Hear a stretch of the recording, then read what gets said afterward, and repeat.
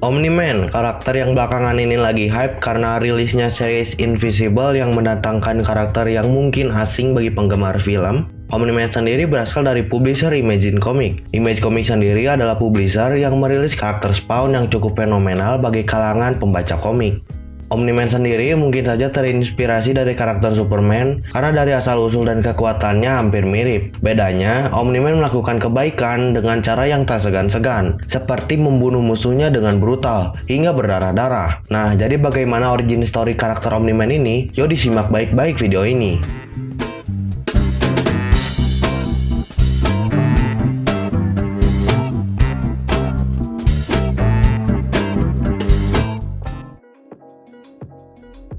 Omni-Man diciptakan oleh Robert Kirkman dan Cory Walker. Muncul pertama di komik Invisible issue 1 tahun 2003.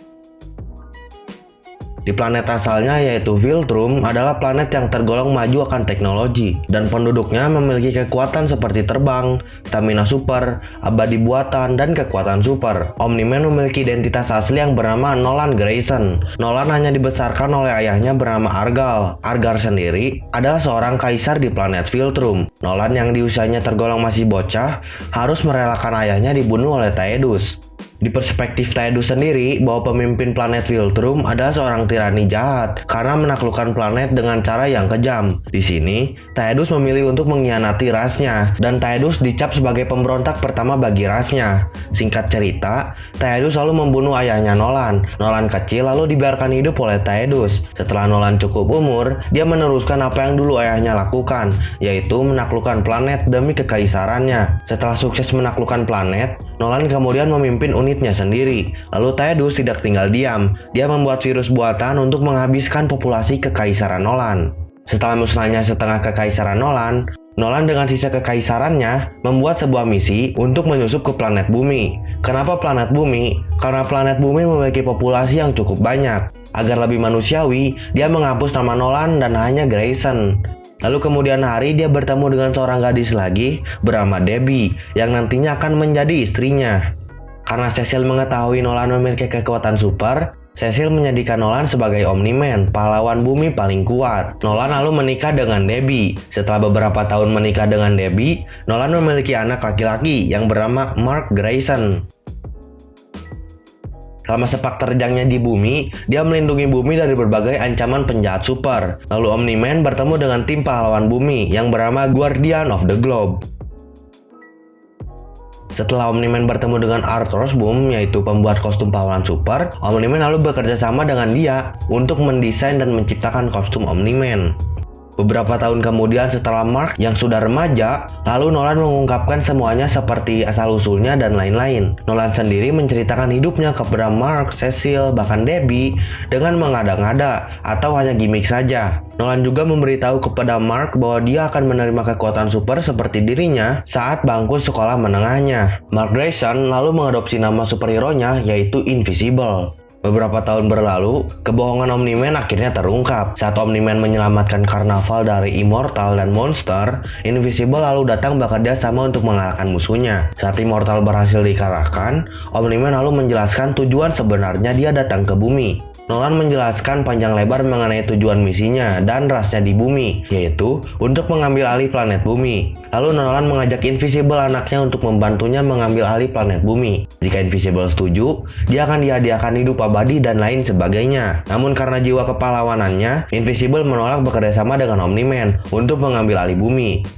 Karena pernyataan ini, Omni-Man dan Invisible bertarung hingga menewaskan ribuan orang. Omni-Man juga mengatakan jika Debbie tidak berarti baginya. Saat Omni-Man ingin mengakhiri hidup Invisible, dia akhirnya memutuskan untuk menyelamatkannya. Nolan sadar bahwa anak adalah segalanya baginya. Setelah dia menyesali perbuatannya terhadap anaknya, dia lalu memutuskan untuk mengkhianati kaum Viltrum. Nolan lalu mengambil alih planet lain saja, untuk berharap mengurangi masa hukumannya. Planet yang ingin diambil alih Nolan yaitu planet Tirax. Planet Tirax sendiri ternyata memiliki umur kurang lebih 9 bulan lagi. Setelah kedatangan Omni-Man ke planet Tirax, lalu ras ketua dari suku T-Rex malah dengan mudahnya menyerahkan planet kepada Omni-Man. Omni-Man jadi penguasa baru mereka tanpa harus berjuang keras. Saat Invisible tahu ayahnya menjadi penguasa di planet T-Rex, dia lalu bergegas ke planet T-Rex untuk mengunjungi ayahnya. Saat Invisible sampai ke tujuannya, dia terkejut karena ayahnya memiliki pasangan baru, yaitu Andressa. Omni-Man dan Andressa memiliki seorang anak baru yang bernama Oliver Grayson. Oliver sendiri memiliki kulit warna ungu,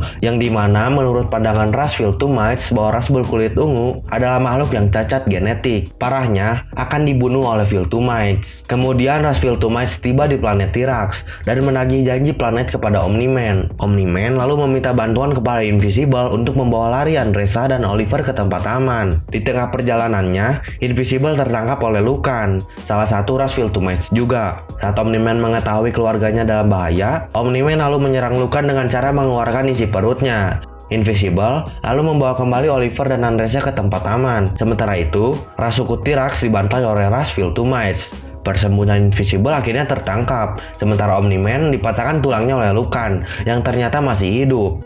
Setelah beberapa bulan, akhirnya Omni-Man pulih dan melarikan diri dari penjara bersama rekannya. Omni-Man lalu mengajak seluruh tahanan sel untuk membantunya membantai ras Viltrumites, dan terjadilah perang besar.